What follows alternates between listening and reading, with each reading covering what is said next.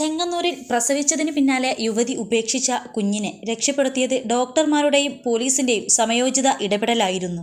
അതിവേഗ ഇടപെടലിലൂടെ കുഞ്ഞു ജീവൻ രക്ഷപ്പെടുത്തിയ പോലീസിനെയും ആശുപത്രി അധികൃതരെയും മന്ത്രി സജി ചെറിയാൻ അഭിനന്ദിക്കുകയും ചെയ്തു. പ്രസവത്തിന് പിന്നാലെ രക്തസ്രാവത്തോടെ ആശുപത്രിയിൽ ചികിത്സ തേടിയാണ് യുവതി എത്തിയത്. കാര്യങ്ങൾ ചോദിച്ചപ്പോൾ പരസ്പര വിരുദ്ധമായ വിവരങ്ങളാണ് യുവതി ഡോക്ടർമാരോട് പറഞ്ഞത്. സംശയം തോന്നിയ ഡോക്ടറും ആശുപത്രി അധികൃതരും ഒപ്പമുണ്ടായിരുന്ന മൂത്ത മകനോട് വിവരങ്ങൾ അന്വേഷിച്ചപ്പോൾ കുഞ്ഞ് ബക്കറ്റിലുണ്ടെന്ന് അറിയിക്കുകയായിരുന്നു. ഉടൻ തന്നെ ഡോക്ടർ പോലീസിൽ വിവരം അറിയിച്ചു. വിവരം ലഭിച്ചയുടൻ ആശുപത്രിയിലെത്തിയ പോലീസ് സംഘം യുവതി താമസിച്ചിരുന്ന വാടക വീട്ടിലേക്ക് കുതിക്കുകയായിരുന്നു.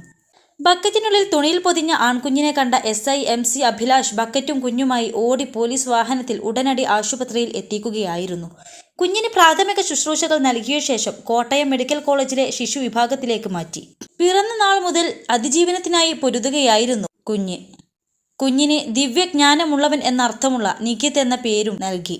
പ്രസവിച്ചയുടൻ യുവതി ശൗചാലയത്തിലെ ബക്കറ്റിൽ ഉപേക്ഷിക്കുകയും പോലീസ് രക്ഷപ്പെടുത്തി ആശുപത്രിയിൽ എത്തിക്കുകയും ചെയ്ത കുഞ്ഞ് പുതിയ അച്ഛനമ്മമാർക്കൊപ്പം ഇറ്റലിയിലേക്ക് പറന്നു.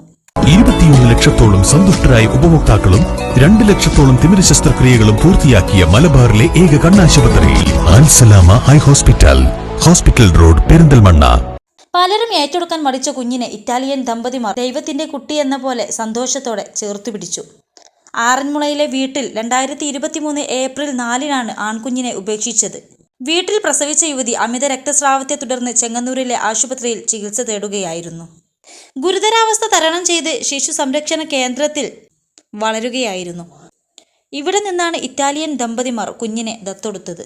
പോലീസാണ് കുഞ്ഞിനെ ആശുപത്രിയിൽ എത്തിച്ചത്. 1.3 കിലോഗ്രാം തൂക്കമുണ്ടായിരുന്ന കുഞ്ഞ് കോട്ടയം മെഡിക്കൽ കോളേജ് ആശുപത്രിയിലെ ചികിത്സയിലൂടെ ഗുരുതരാവസ്ഥ തരണം ചെയ്ത് ശിശു സംരക്ഷണ കേന്ദ്രത്തിൽ വളരുകയായിരുന്നു.